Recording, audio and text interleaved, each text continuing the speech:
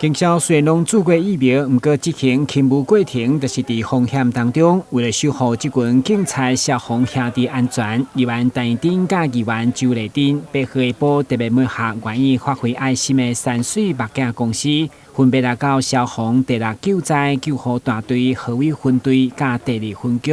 总共捐赠500个护目镜，场面温馨。非常感谢我们山水眼镜我们的高总经理跟所有的团队，那他们其实就是专业这个护目镜的厂商那其实他们都做外销，那现在有感于说台南其实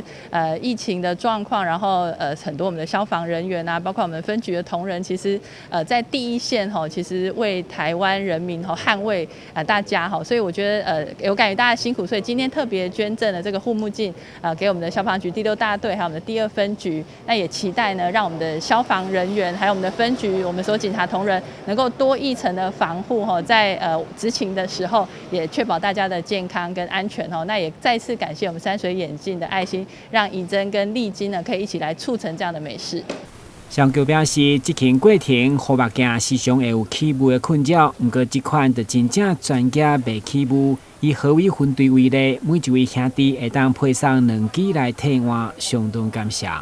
很感谢陈怡珍议员、周丽晶议员，还有高总经理捐赠我们300具的护目镜。然后这一批护目镜对我们来讲帮助很大，为什么？因为这批护目镜是有个防雾功能的。像我们在救护车上面的话，因为会有那个通冷就会很热，所以就会开冷气，然后出来就会起雾，然后对一些行车安全会有很大的帮助。所以我们再次很感谢